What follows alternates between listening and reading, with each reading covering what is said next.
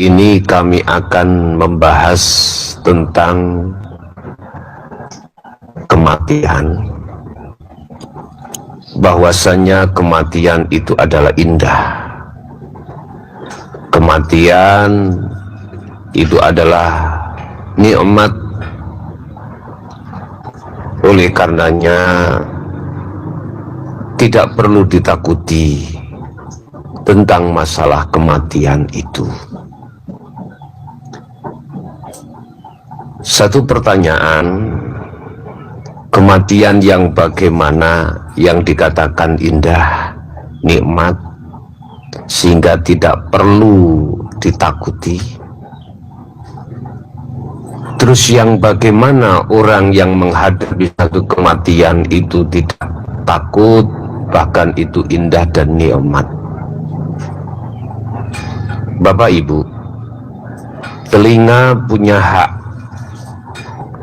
Artinya hak daripada telinga harus kita tidurkan di tempat-tempat yang sunyi, yang tidak mendengarkan perkara-perkara yang bersifatkan duniawiyah. Pun juga mata ini pun punya hak untuk tidur. Kita harus menidurkan juga. Allah menjelaskan di dalam surah Al-Zumar kalau nggak salah, terkait masalah orang tidur, jiwanya itu digenggam oleh Allah, sehingga dia tidak teringat terhadap apapun yang bersifatkan duniawiyah. Saat kita terbangun dari tidur tersebut, bagaimana rasanya organ tubuh? Aku yakin fresh, nikmat. Ketika saat tidur, betapa nikmat, betapa indahnya kita mengalaminya. Mengapa Allah menggenggam satu jiwa manusia ketika saat tidur? Dan disitulah nanti kita akan menikmati dan menemukan satu kefresan di dalam jasad kita. Kesegaran-kesegaran yang telah timbul, ibarat mesin ngoten, habis dipacu, kemudian kita dinginkan, kita biarkan. Enak toh? Iya toh? Lah, bagaimana kita menciptakan suasana satu kematian itu tidak ubahnya seperti kita tidur? Bapak Ibu hadirin jamaah, saudara-saudaraku dimanapun Anda berada, di dalam benak kita sebagai manusia pada umumnya, kalau sudah mendengar kematian, mengapa kita takut? Siapa kita? Kebanyakan umumnya kita sebagai manusia ketika saat mendengarkan tentang kematian, apalagi kita dihadapkan satu kematian, mengapa? Wa aktsaruhum, kebanyakan manusia itu mentakut. Itu secara syariat memang seperti itu Bapak Ibu. Tapi bagaimana kita melihat dari sisi hakikat tentang kematian? Ya, justru di situ nikmat, indah dan lain sebagainya. Banyak alasan yang harus kita hadapkan tentang dua pertanyaan, yaitu di antara kita banyak yang merasa takut dengan satu kematian karena kita mengangan-angan kematian itu sesuatu hal yang sangat ditakuti. Sebab kita takut? Bapak Ibu, ini sudah dijelaskan oleh Allah dalam surah Al-Baqarah ayat 95. Allah mengatakan, a'udzubillahi minasyaitonirrajim, wa la yatamannawhu abadan bima qaddamat aydihim limin. Bukan Allah sebagai hamba yang zalim, mereka tidak akan pernah menginginkan satu kematian itu. Sebab apa? Karena dosa-dosa yang telah dilakukan tangan-tangan mereka. Siapa yang dikatakan orang yang zalim? Saya bicara dari sisi hakikat, adalah orang-orang yang halnya kepada nafsu. Sekali lagi, yang hakikat mengatakan adalah hati kita yang senantiasa mengharap, menghambakan terhadap nafsu lewat duniawiyah.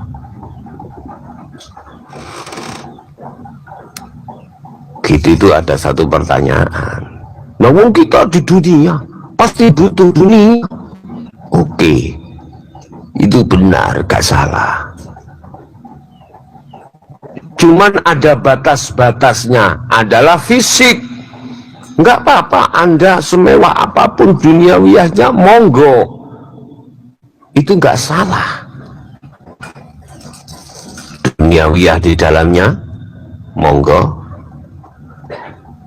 Anak, istri, harta benda, pangkat, jabatan, kedudukan, semua apapun silakan, tapi batasnya hatimu jangan berinteraksi dan disibukkan berbicara dengannya, tetapi harus berbicara dengan alladzi asra bi, sebab disitulah Allah yang meliputi, yang menguasai, yang mengerajai. Inilah pemahaman wa yu'min billah, arahkan hatimu terhadap Allah. Ani'budullaha, inilah maksudnya di situ. Oleh karena banyak hati di antara manusia yang tidak tahu, maka baik secara jasad maupun hati itu menjadi budaknya hawa nafsu lewat duniawiyah. Segera takut akan satu kematian, padahal kullu nafsin dha'iqatul maut, setiap diri pasti alami satu kematian. Letak ketakutan kita itu adalah berpisah dengan selain Allah. Karena memang hati kita jadi budaknya hawa nafsu. Memang seperti itu Bapak Ibu, siapapun kita.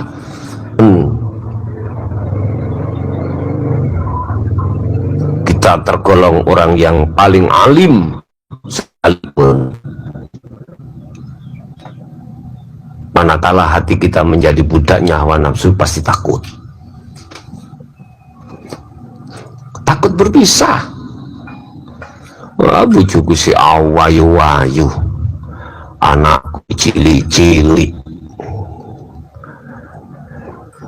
hartaku masih melimpah, kedudukanku, kehormatanku, banyak orang yang memuja. Lo takut berpisah dengannya. Ini karena persoalannya hati kita selalu menghambakan diri terhadap hawa nafsu yang kita tidak terasa. Lewat hadis Rasulullah, beliau mengatakan, hubbud dunya khoti'atun kabiratun kafiratun. Cinta, oleh cinta sebab bertemu. Cintanya saya selain Allah, hati lo maksudnya ya, apakah pada anak, istri, harta benda, iku khoti'ah. Apa khoti'ah? Satu kesalahan, satu kemaksiatan. Khoti'atun kabiratun, satu kesalahan besar.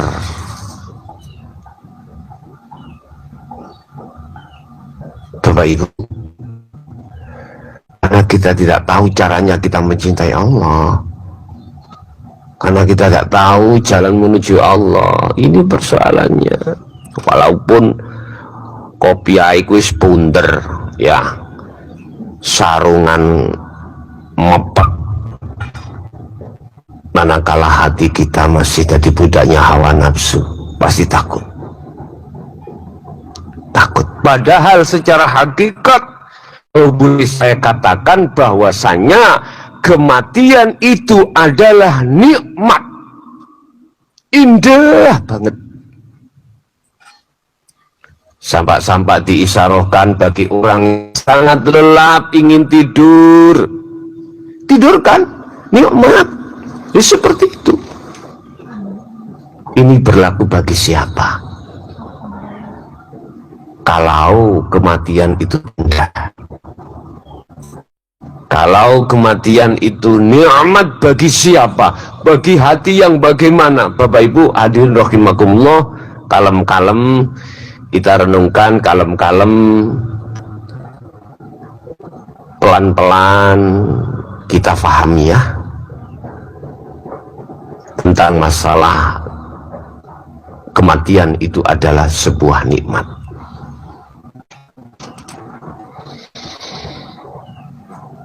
Ahli syuhud itu ahli hati yang sudah tahu jalan menuju pada Allah, dan setiap saat dan waktu hati senantiasa disibukkan untuk bicara terhadap Allah lewat zikir. Itu menganggap bahwasanya selain Allah, satu sisi itu disebut sebagai belenggu atau rantai. Manakala rantai itu terlepas dari kita, maka subhanallah, bebas kita. Sehingga perkara selain Allah itu satu sisi dijadikan sebagai pemahaman bahwasanya itu adalah belenggu. Malah beliau mengalami satu kematian, dia sudah terbebaskan dari belenggu-belenggu, baik secara batin ataupun secara zahir. Bebas toh. Nah, mereka yang sudah tahu akan hakikatnya kematian,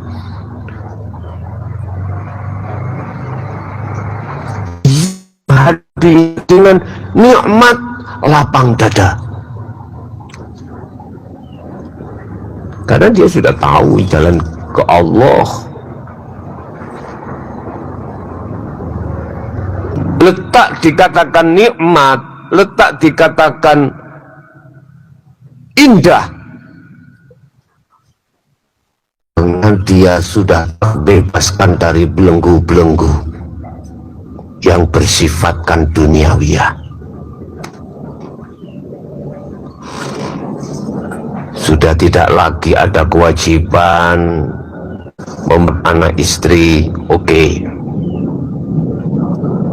Sudah tidak lagi dia mengatur, mimpin umat. Biasanya itu tiap malam selalu ke sana kemari dalam rangka tausiah ngaji. Udah dibebaskan Allah. Udah nggak keloyongan ke sana kemari. Biasanya itu mikir besok itu anak istri makan apa. Biasanya itu berangkat kerja, akhirnya nggak berangkat kerja. Nikmat. Subhanallah. Apalagi di antara Anda sebagai pejabat, ya,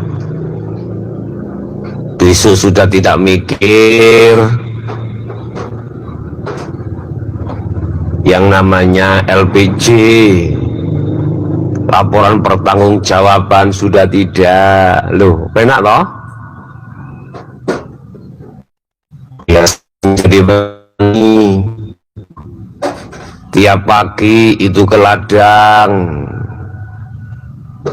udah nggak berangkat ke ladang, anteng toh. Pikiran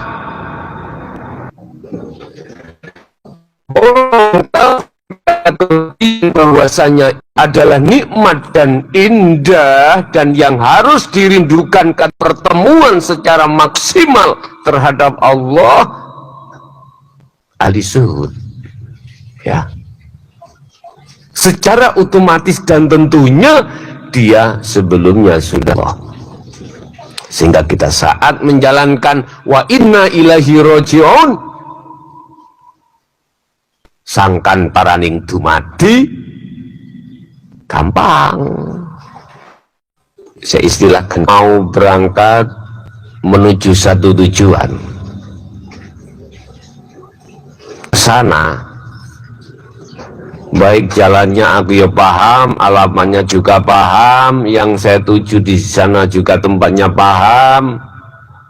Ketika berangkat nggak ada masalah yang perlu saya khawatirkan, indah banget. Tapi bagaimana kita menuju satu tujuan, kita tidak tahu tempatnya, alamat tidak tahu, jalan pun juga tidak tahu karena kebutaan mata kita. Bagaimana? Sumpah bin susah. Subhanallah, ibaratnya seperti itu Bapak Ibu. Sehingga kematian itu tidak akan pernah dirindukan terhadap siapapun, tidak akan pernah kita anggap sebagai hal yang indah dan nikmat, manakala hati kita masih buta terhadap Allah. Ruh ini, Subhanallah, yang setiap saat dan waktu selalu bertemu Allah. Ala inna awliya la khaufun alaihim walahum yahzanun. Kematian itu sangat indah. Kematian itu nikmat, sehingga beliau tidak ada rasa khawatir ataupun rasa yang perlu ditakuti. Tapi beliau bukannya kalau toh itu memang indah, kono sana berdiri di atas rel kereta api, bukan begitu. Beliau itu senantiasa mengikuti apa yang menjadi ketetapan Allah. Hadirin saudara-saudaraku dimanapun Anda berada, yang pertama, kedua, mengapa kematian itu indah dari sisi pasti hakikat. Karena beliau dalam dirinya selalu merindukan bertemu terhadap Allah secara totalitas. Jadi yang pertama tadi alasannya belenggu, merasa duniawiyah itu adalah belenggu, sehingga ketika saat beliau itu dibebaskan dari belenggu, orang keluar penjara.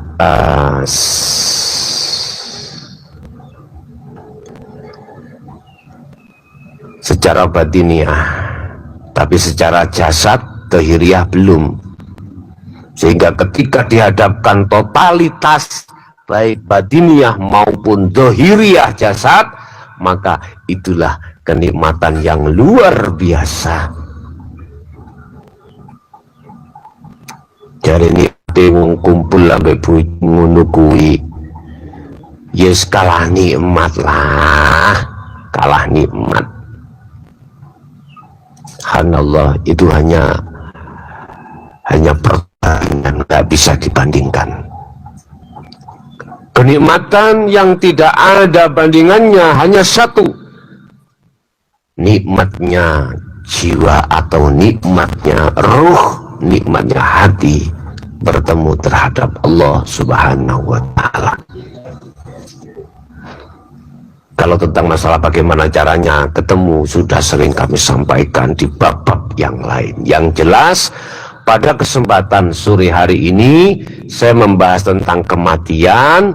Secara hakikat itu indah dan nikmat manakala dirimu itu sudah mengenal dan paham bertemu Allah.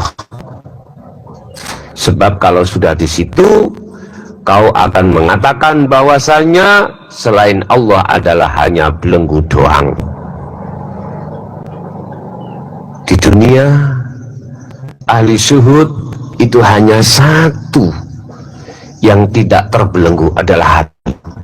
Jasad masih terbelenggu dengan duniawiyah, apalagi yang diletakkan di khawasul khawas. Ono tanggung jawab pinang istri, anak. Kita dituntut untuk bekerja sesuai dengan porsinya. Jasad ini masih belum bebas. Loh, ketika saat bebas, ketika saat jasad ikut dibebaskan dengan bentuk satu kematian, idza ja'a ajaluhum, mereka tersenyum bahagia karena sudah bebas dari semua apa yang membelenggu jasadnya selama ini. Sehingga tidak heran kalau tentang kematian secara syariah itu dirindukan oleh beliau-beliau itu. Makanya sampai lihat, kamu lihat orang yang meninggal dikubur itu sudah dikubur, mengapa nggak pulang? Karena enak. Mau balik, mau pulang lagi. Iki bahasa dagelan ya, bahasa guyon. Cuman bahasa aslinya gini, orang yang nikmat dalam kematian adalah orang yang hatinya sudah tidak buta terhadap Allah, titik. Yang sudah ma'rifat terhadap Allah. Selain daripada itu, dia mengalami satu penyiksaan, dia mengalami satu azab dikarenakan kezaliman hati ketika saatnya. Di dunia ini pada dasarnya adalah sebagai lapangan ujian bagi kita, apakah hati ini menghadap terhadap Tuhan, menghadap pada Allah, ataukah sebaliknya. Apakah hati kita betul menjadi budaknya Allah atau menjadi budaknya hawa nafsu. Ya ayyuhalladzina amanu dzkulu fis silmi kaffah. Disinilah Pak, kesempurnaan daripada keislaman diri kita masing-masing itu letaknya ada di Bapak Ibu hadirin, saudara-saudaraku dimanapun Anda berada.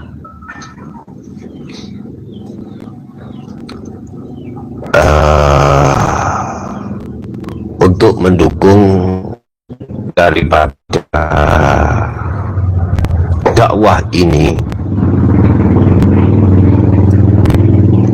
baik melalui live maupun tidak, ya,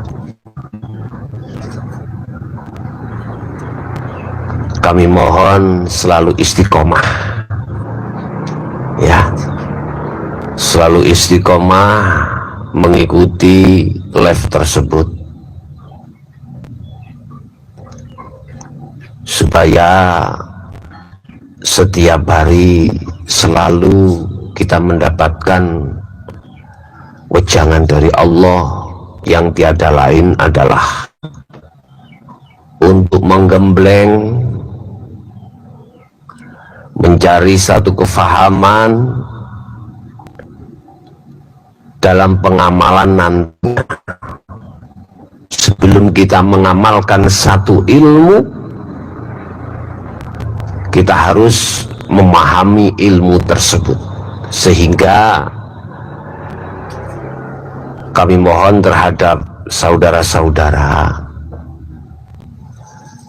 manakala ditemukan satu ilmu yang kurang paham, bisa untuk menanyakan di nomor WA saya atau nomor telepon atau lewat messenger ataupun lewat SMS, monggo di 0856 3282 51. Jangan merasa takut untuk bertanya tatkala kita belum paham. Kami selalu mengopen bagi seluruh jamaah dimanapun Anda berada, semata-mata demi kefahaman satu ilmu itu, sehingga nanti ketika saat mengamalkan itu tidak salah. Pertanyaan dari netizen pertama, apakah sah saya belajar ilmu ini lewat YouTube? Sebab ada yang mengatakan sama halnya kita belajar gurunya setan. Bapak Ibu, kami tegaskan, untuk menolak persepsi hal seperti itu, maka kami tayangkan media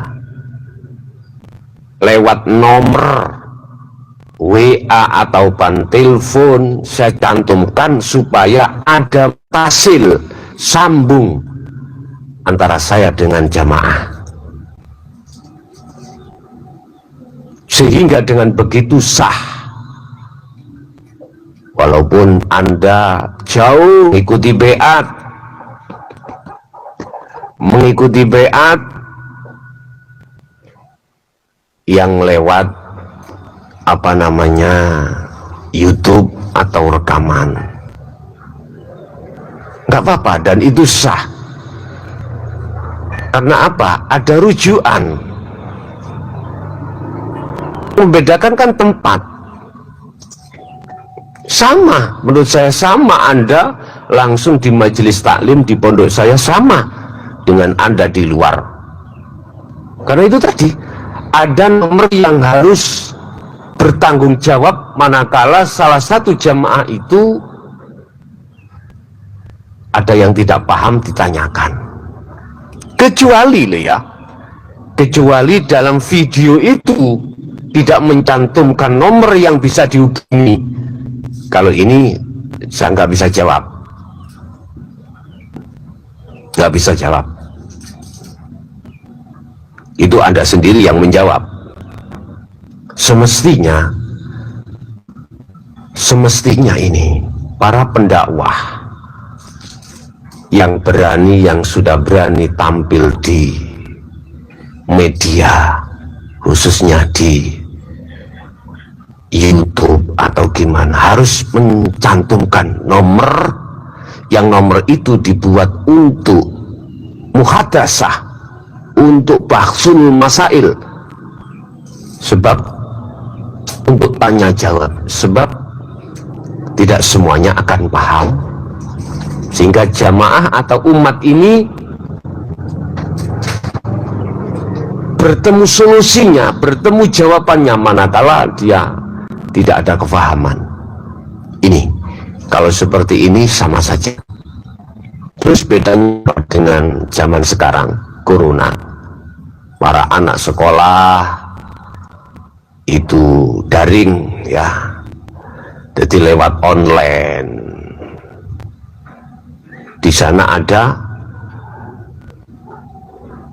fasilitas untuk sekolah online, sama saja sebetulnya itu. Yang membedakan kan tempat.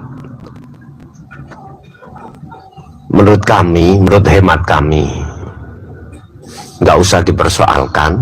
Yang jelas kami menjamin sah, karena ada mutasil lewat media yang bisa untuk disambungkan kembali. Oleh karenanya Anda jangan sungkan-sungkan, jangan malu-malu. Manakala ada yang kurang paham itu bisa ditanyakan.